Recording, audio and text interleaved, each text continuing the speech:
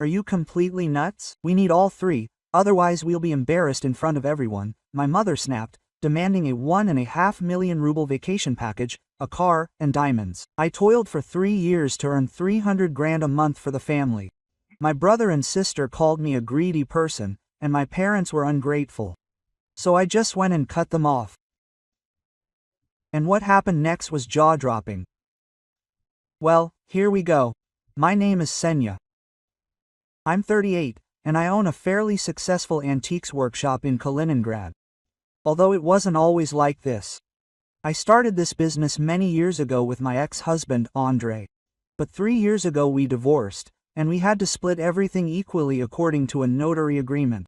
I could have broken down, but instead of letting the divorce ruin what we'd built, I pulled myself together and fully focused on developing my side of the business. Those 3 years after the divorce were tough, but they were also the best of my career. I switched to selling through Avida, Eula, and my own Telegram channel. I started going to apartment sales and flea markets in Zelenogradsk, Svetlogorsk, and Gverdisk. I shopped at the Vernissage in Izmailovo and at flea markets in St. Petersburg. Gradually, I built a client base of serious collectors from St. Petersburg, Moscow, and the Kaliningrad region.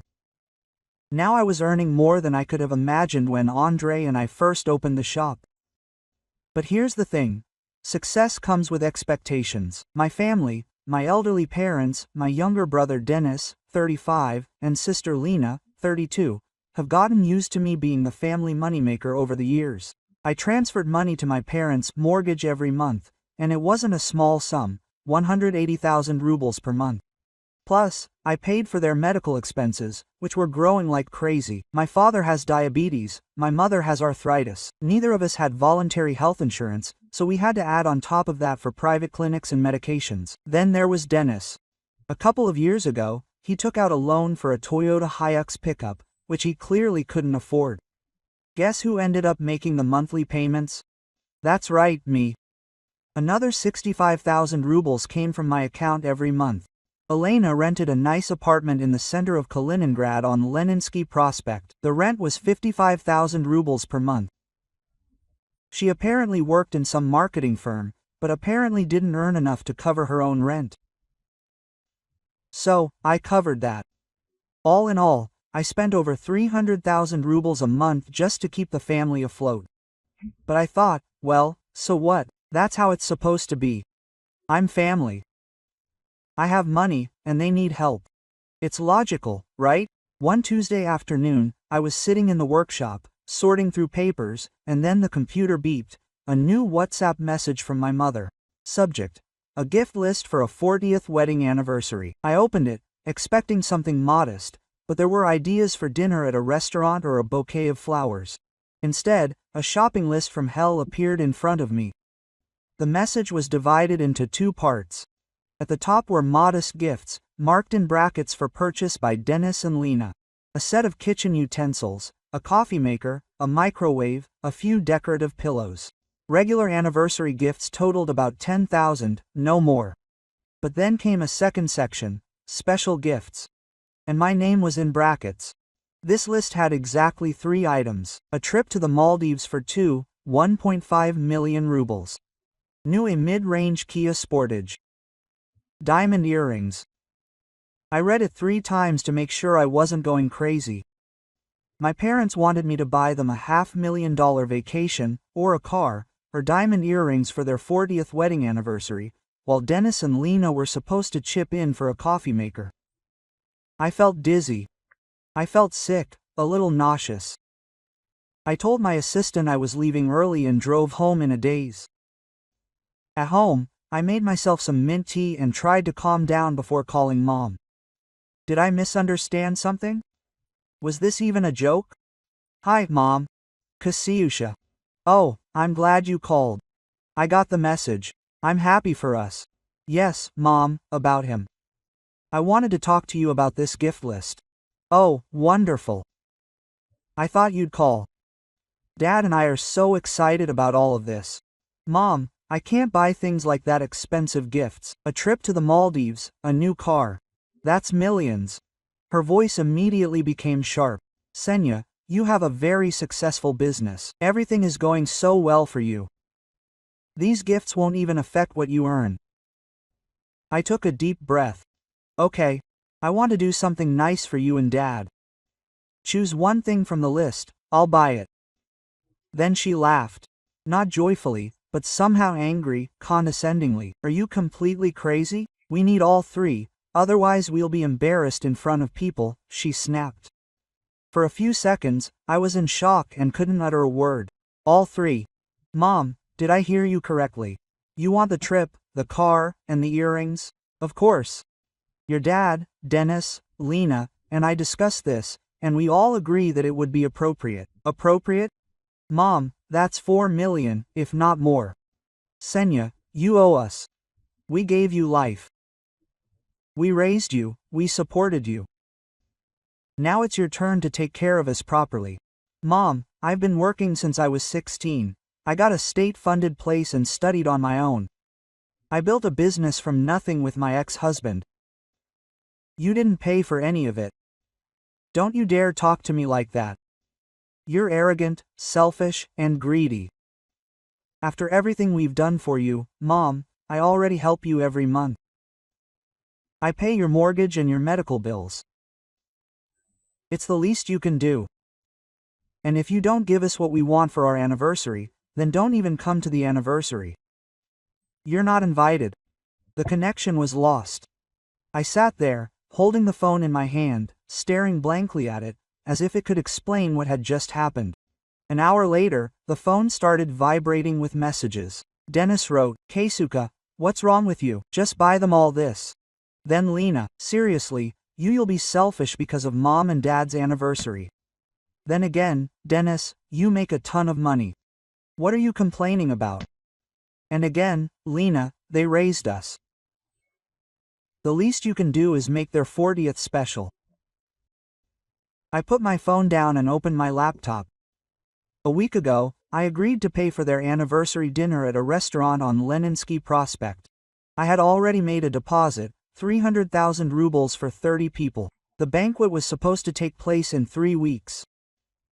But after today's conversation, after being called greedy, selfish, and ungrateful, I had enough, so I called the restaurant. Hello. I need to cancel my banquet reservation. Of course, according to the reservation agreement, 30% of the deposit is withheld for cancellations. Okay. Then I opened the Sberbank app. It's time to stop all these auto payments I've been making for years. The mortgage payment for Mom and Dad is cancelled. Click. Dennis's Helix payment is cancelled. Click. Lena's rent is cancelled.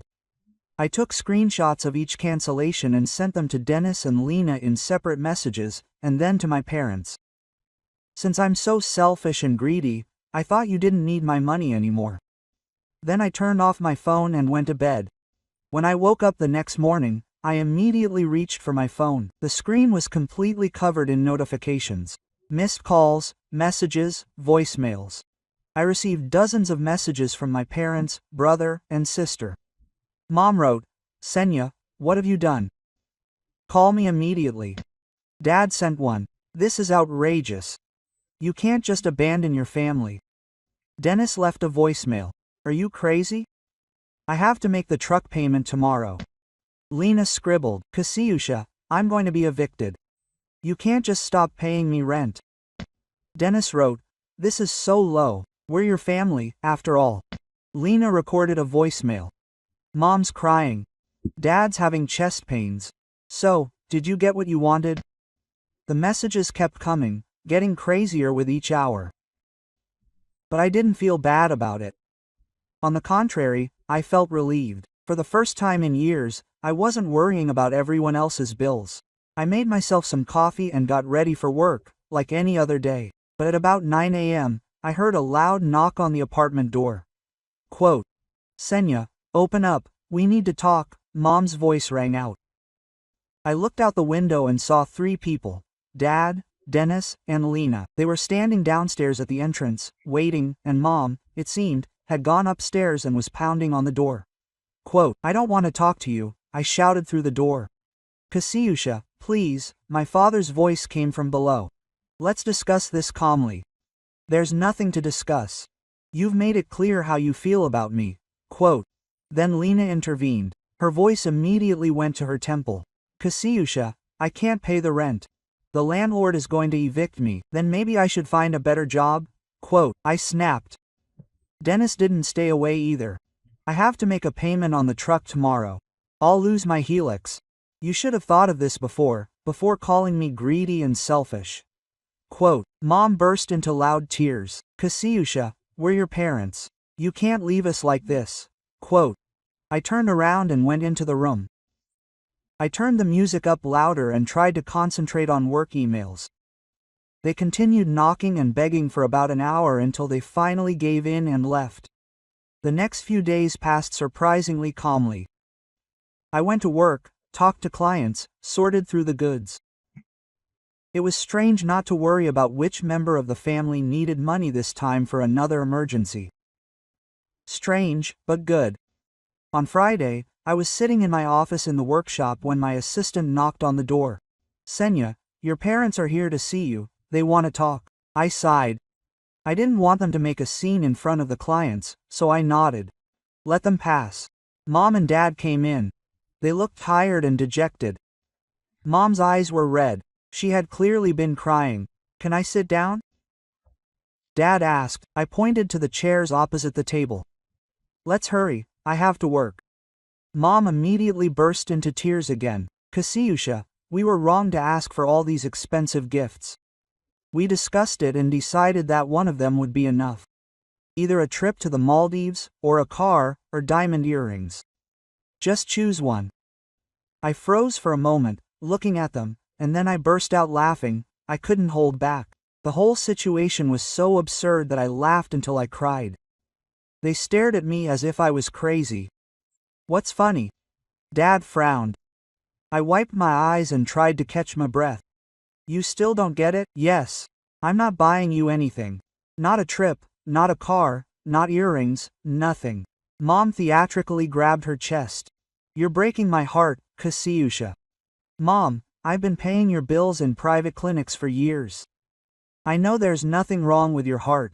But we're yours, parents.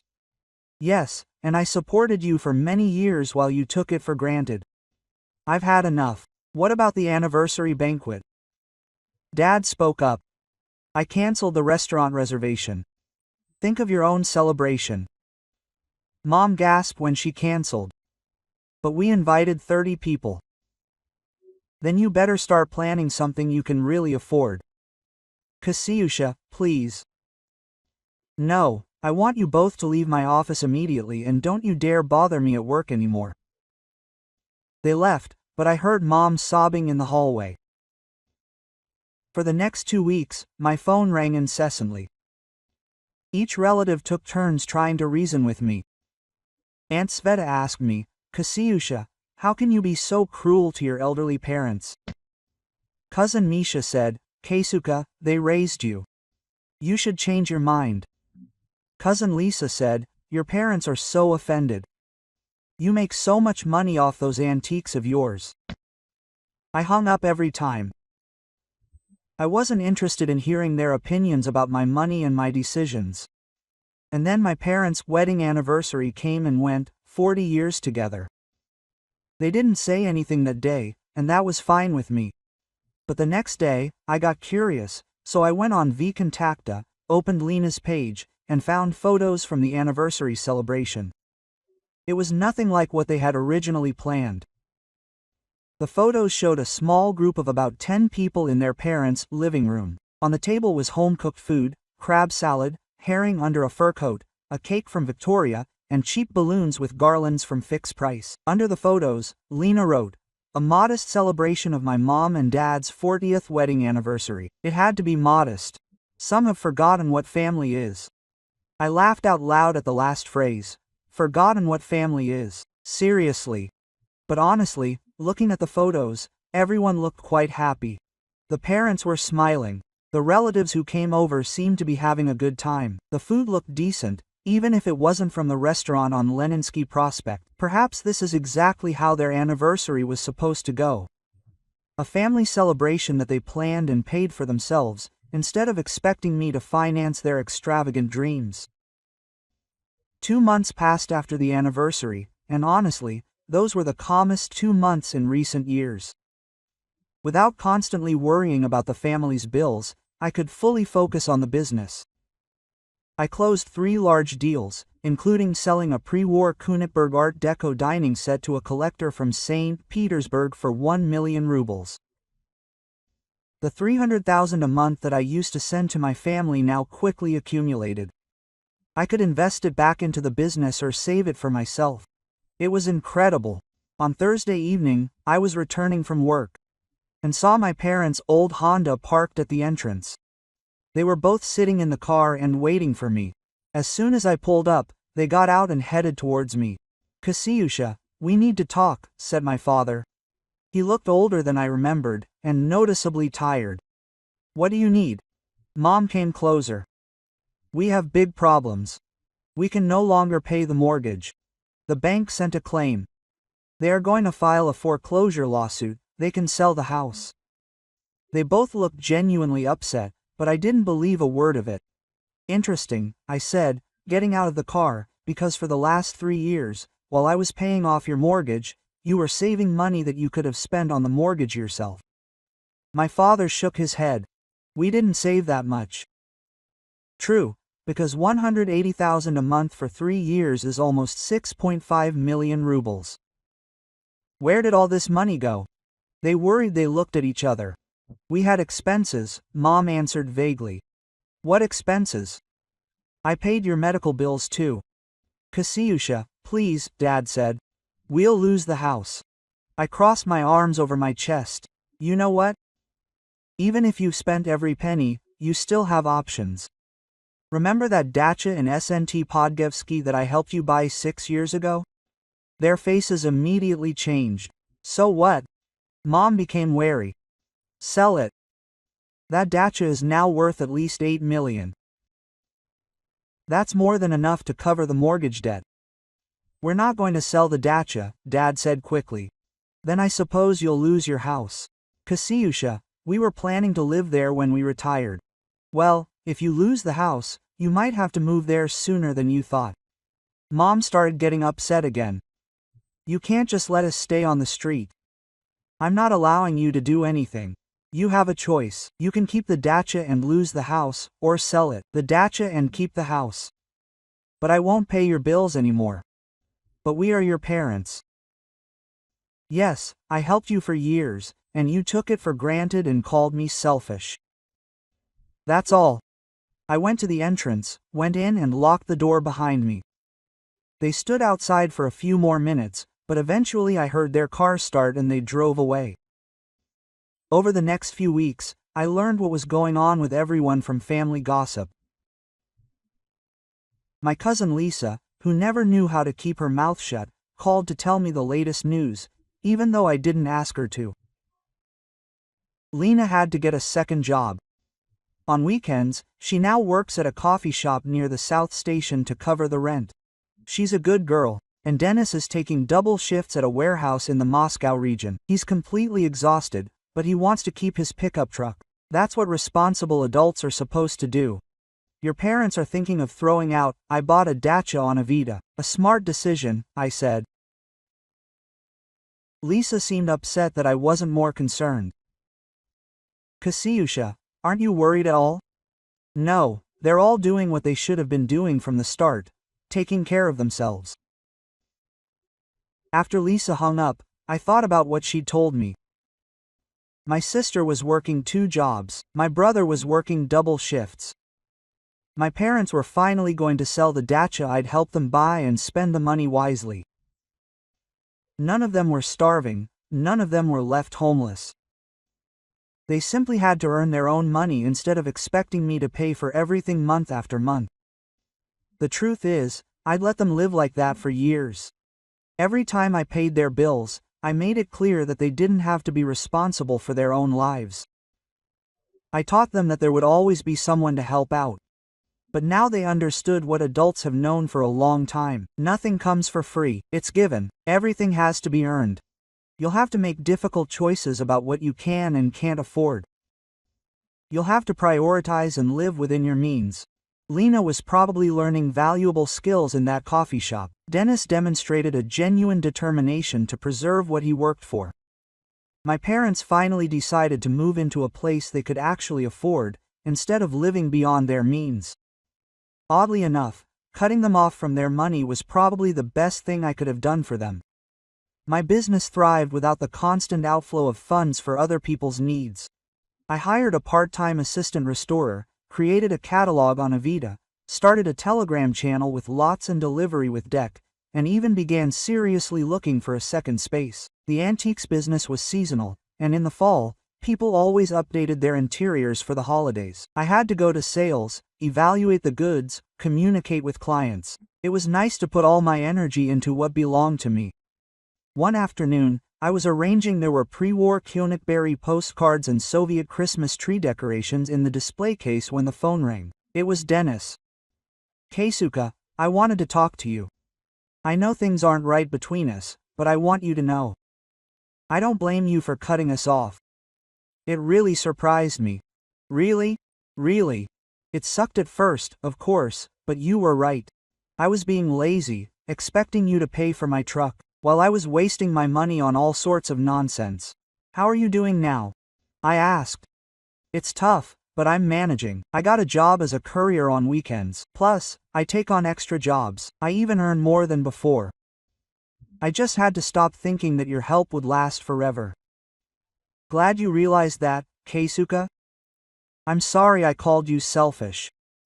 You weren't selfish. You were the complete opposite. You helped us much more than you should have." After he hung up, I felt something I didn't expect.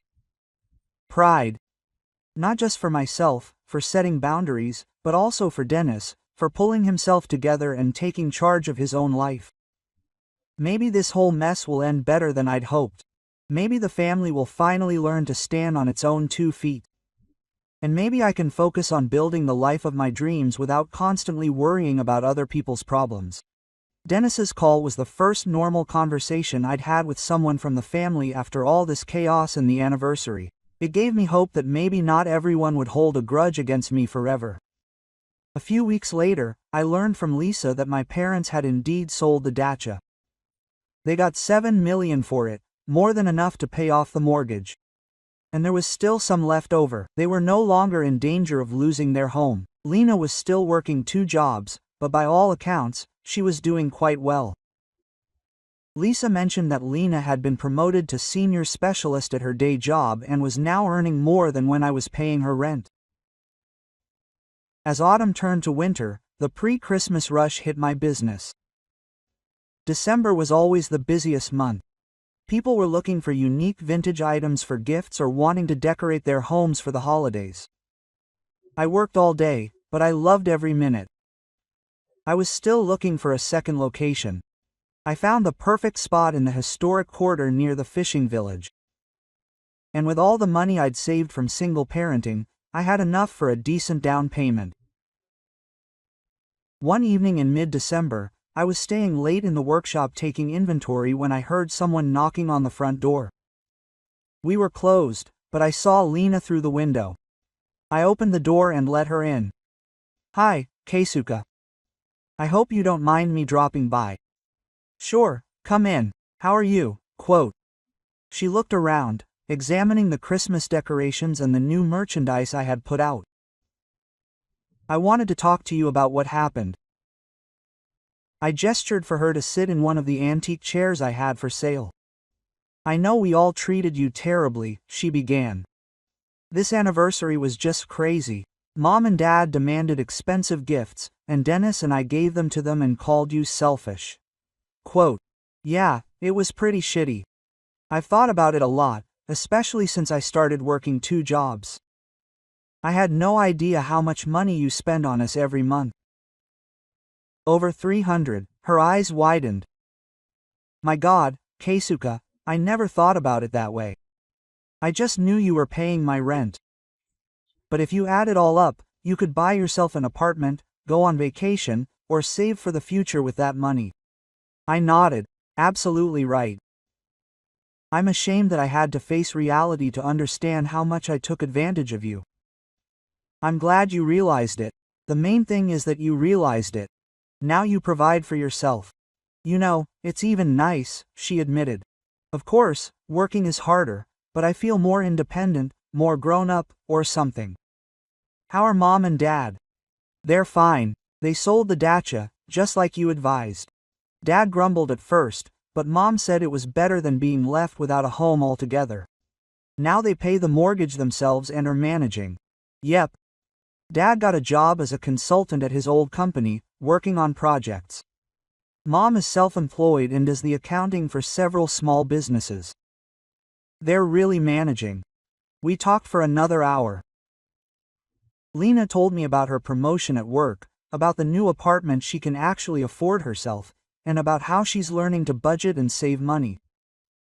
Just as she was about to leave, she turned to me. Keisuke, I know we've really messed things up. I don't expect you to just forgive and forget, but I hope that someday we'll be sisters again. Real sisters, not just those who rely on each other financially. Quote. I'd like that too, I said. After she left, I sat in the studio, surrounded by beautiful antiques, and felt calmer than I had in years. The family had finally learned to take responsibility for itself. My business was thriving, and I was free to live my life without constantly worrying about other people's problems. The following week, I signed the lease for a second space near the fish village. I was officially expanding the business, something I'd dreamed of for years, but never had the extra capital to make it happen. As I was leaving the owners, having signed all the paperwork, the phone rang. It was Dennis. Keisuke, Lenka told me you're opening a second store. That's awesome. Thank you. I'm thrilled myself. I wanted to ask you something. Are you hiring? I'm thinking about changing jobs, and I've always been interested in antiques. That surprised me. Do you want to work for me? If you take me. I know I screwed up, but I've learned a lot about responsibility in the last few months. And I promise I won't expect any breaks just because we're brother and sister. I thought about it. Dennis always had golden hands, and he appreciated quality. Maybe he really would be suitable for restoration work. Let me think. I need someone to help me restore furniture at my new place. I would really like that. And Keisuke, I will work for the salary you set, without family discounts or breaks. Just treat me like a regular employee. After hanging up, I realized something important had happened. The family finally started treating me like an equal, and not like a personal bank account. I didn't know if I was ready to work with Dennis or if my relationship with my parents would ever be restored. But for the first time in months, I felt like we could one day have a truly healthy relationship. And most importantly, I knew I could handle it no matter what. I'd proven to myself that I could set boundaries, stick to them, and build the life of my dreams without constantly sacrificing my own goals for someone else's comfort. My phone vibrated. A telegram message from a client inquiring about a pre-war German oak display cabinet. I smiled and returned to work, ready to focus on what I do best, finding beautiful things and sharing them with people who truly appreciate them. This new year was supposed to be different, calm, mine, without anyone else's scores to settle.